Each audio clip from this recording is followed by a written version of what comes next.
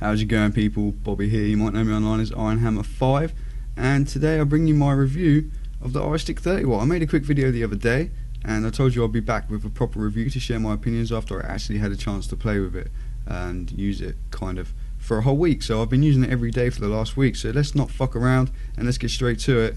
Let's take a look at it. So here is the iStick 30W device. Let me take you on a little tour of it. You can see it's the same body as the old 20W iStick, aside from this little tiny lip on the top up here, which means you can now fit a 23mm or 22mm atomizer on there without it overhanging over the edge. But now this part overhangs, so it's actually not too bad because it sits in your hand quite nicely, almost like a kind of like a trigger kind of feeling with that little lip there. It's actually not too bad to hold having that on there, so it's actually quite nice despite it looking a little bit odd having an overhang on there like that.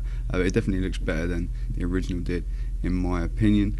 Everything else looks exactly the same. We've got the micro USB port on the bottom there to charge up, and the body's the same apart from on the back it now says iStick 30W instead of just iStick, I believe the original one said.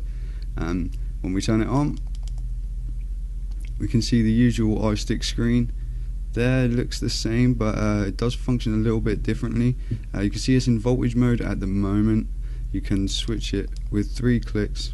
I'm firing it instead, no atomizer, obviously. 3 clicks of the button will switch it to wattage mode, and of course, being a 30W device, it does allow you to adjust it up to 30 watts. And in voltage mode, it will allow you to adjust it up to 8 volts, but that will obviously depend on the resistance of the atomizer you're using at the time. To get the full 8 volts, you won't be able to use anything too low. You'll probably have to use quite a high resistance. And I'm firing it again instead of switching it back to wattage mode. There we go. So yeah, the 3 clicks thing is a little bit weird sometimes, but it works just fine, and it's obviously 5 clicks off as well, so now it's turned off. You will have noticed while I was scrolling the wattages there, it functions a little bit differently to the original. The original, I think you had to double click it to get it to scroll, and it was quite a slow scroll apparently, and you had to try and catch it to get it to stop where you wanted it to stop. By pressing a button, it wouldn't stop till you press the button. This one you can just hold the button and it scrolls really quickly too. It's not annoying to get your wattages changed or anything like that. It works just great. Other feature that I think has been added as new now is that you can lock your wattage by holding both buttons at the bottom there. It will now be locked, and so if you accidentally press your wattage buttons, nothing will change, but you can still fire your device, but you can't change the wattage because it's been locked, so that's handy to have. And one other thing that I didn't know about until I saw it on somebody else's video the other day, I think it was Vaping Comrade, who's a guy called, well, Orcs is his handle that he goes by on IRC, and he's a guy from Russia, and he's been starting to make some videos, so that's pretty cool. Yeah, I think it was on his video that I found out when it's turned off, you can now hold these 2 buttons while it's turned off, and it will actually... It did it earlier when I tried it, I swear. There we go. It's actually switched the orientation of the screen around, so now if we turn it back on, it's the other way around. So if you're left-handed, you can now switch it around for that. So if I turn it back off and turn it back the right way around, so otherwise it's going to really bug me after a week of having it and firing it that way around. So yeah, that's the way it works pretty much. As you would expect, really, a few little tweaks to make things better, and the other real tweak that really improves this over the original is, if we look at the top here, it now has stainless steel threads in the 510 connection at the top, and if I can get in there with a little screwdriver, you will see, without knocking the microphone too much, I don't know if you can make that out on the video, but it's a spring-loaded 510, and all my atties seem to fit it just fine. So while we've got it down here, let's throw an atomizer on top of it, and I'll show you how it functions with that on there. This is the Rogue RDA clone that I actually got yesterday, and you can see it reads it there at 0.6 ohms, and it allows me to fire at 30 watts, which is 4.2 volts. And when you fire, you get a puff timer counter thing coming up, and you can see vapor is being made. So there it is up close. I guess that's about all to show you down here, really, I would assume.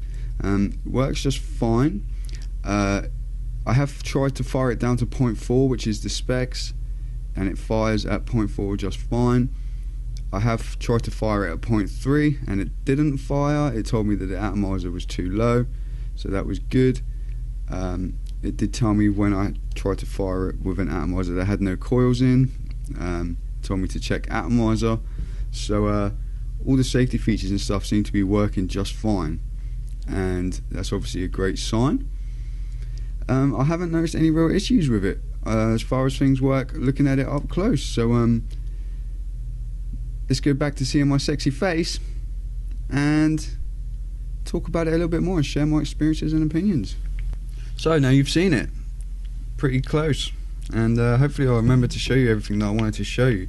One thing I didn't show you and mention during that part was the buttons are rattly still, just like the original one. You can probably hear that. It just makes it feel a little bit cheap. That, like, the body and everything else feels solid. Like, people say that iSticks aren't like well built, but it feels solid to me. Like, I really have no complaints. I've dropped it a few times and it hasn't had any scratches or nothing really. So I've been using it for a whole week, as I mentioned in the video, and I've literally been using it every day for the last week to really put it through its paces, and I really like it. It's very small, and for a little device to carry around, especially like when you pair it with a small little RDA like this, it certainly makes a nice little device to carry around with you. And I've been chucking it in my pocket and going around everywhere with it, like I say, for the last week, and it's very great. I've got my little bottle of Crunch Berry here that I made. It's Mum and Pop's Crunch Berry. It's a cereal flavour and it's really tasty. So yeah, if you want to see how it vapes at 30 watts, 0.6 ohms,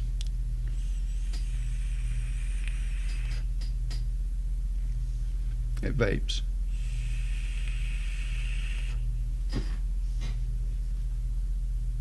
There you go. Definitely vapes. I have no problem with the performance of it. I don't have any way to test the voltages and stuff, but it seems to be a bit more accurate than the original one from what I've seen from other people's tests. I haven't tested it myself. Like, it's really great. It fires at 30 watts solid. I've had no troubles with it. It gets a little bit warm when I'm firing it at like 0.4 ohms. It gets a little bit warm after chain vaping it a little bit, but in normal use it doesn't really get warm at all, I've noticed over the week. Because in my first video I was saying how it got warm, and that was because I was just firing it solid and messing around with it all the time. In general use, the way I use it, I haven't found it gets too warm. The battery life is decent. It's not bad. I mean, it'll get me through a day. Like if I'm going out and it's fully charged in the morning, if I'm going to work or something, it'll get me through the whole day at work, and then when I come back it will sort of probably have about a quarter of its battery life left maybe, and I'll put it on charge when I get back and switch to something else until it's fully charged again. It takes about 2 hours to charge on a 1 amp wall adapter, which is basic maths when it's a 2000, around about 2200 milliamp hour battery. Like I say, it gets me through the day, and I've been taking it everywhere, and I will continue to do so. That's how much I'm enjoying it. It's tiny. I love the fact that it's so little, and I love the form factor of it. It feels so nice in my hand. I've got quite small hands, as I mentioned in my first video about it, but you can still hide it in your hand, and it just feels so nice. Like for me, either way around, whether I fire it with my thumb or whether I flip it around and fire with my finger, it just fits my hand really nicely. The curved back and the flat front makes just a nice shape to hold. Anyone who's used the original iStick will of course know that already. But I've been firing it at like 0.5, 0.6 ohms in general, and that's pretty much around about where I vape anyway. I always build 0.5, 0.6 dual coils in my Atties most of the time, and the ones I use on a general basis, like the Quasar and now this Rogue as well, which I got yesterday. And in my Mephisto I build it a bit lower because it's really airy. But the coils I fire in at like 30 watts, and that's how I'm used to vaping. So I usually vape on a mech mod with a 0.5 ohm coil or 0.6 ohm coil, which would be around about 4 to 4.2 volts, probably around about 4 when you take into consider a voltage drop. And when I look at it right now, I'm firing it at like, when in general vaping, I've been using this around 25-26 watts on this coil in particular, which is about 4 volts. So that's how I usually vape anyway. So from a 30 watt device, that's the kind of vape I like, that's the kind of vape I'm getting. Obviously if you're used to like 50, 60, 70 watts, then you're going to want to have something different. But when you think about how long people got on with the DNA 30 devices for, like, that was the thing everybody wanted at the time, and everyone was using 30 watt devices. I mean, there's no doubt that you can get a very satisfying vape off a 30 watt device. And here it is at 26 watts.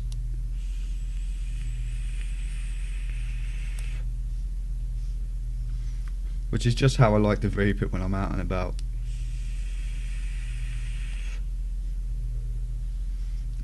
It's great.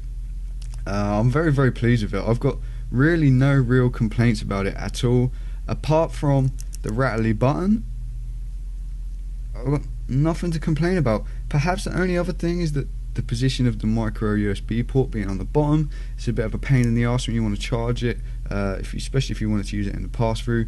So I find I take my ATI off every time when I charge it, and then I switch out to another device and let it charge. I'm not one for using pass-through that much unless it was really necessary.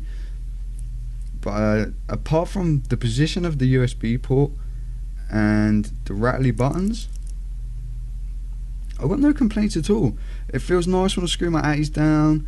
Everything makes contact. The spring is a nice stiff spring in there, so it makes a very good contact with everything that I've put on it. You can screw it down and you can feel when it touches and makes contact, and then you can feel the resistance as you screw it down a bit more from the spring. So you get a very good contact in there from my experience. All the issues that people seem to have on the original iStick seems as though they've been fixed on this iStick. I don't know about the whole PWM RMS thing, because I've got no way to check that, and I haven't seen anybody else comment on it, so I can't tell you whether that's been changed. I assume it's still the same, but I'm not entirely sure. But yeah, like, you really can't go wrong with one of these things. If you're looking for a cheap device that does 30 watts, or something small just as a second device for taking out that you're not too worried about, I mean, if you lose it or damage it, you can replace it quite easily. It's not too expensive. It comes in different colours. You can get pink, which is always a plus, right? And there's other colours too. But yeah, like, honestly guys, I'm very, very impressed with it, and I'll keep using this until it doesn't work anymore, and we'll see how long that takes. But after a week of solid use all day, every day, I'm very pleased. So there you are guys, the iStick 30 watt. I'll see you soon. Don't forget to subscribe, like, all that good stuff. You can follow me on Twitter. I am IHVaping over there, and I'll see you all soon. I'm doing a podcast tonight with Rob the Vapor again, so that should be exciting to do. I can't wait to get that recorded.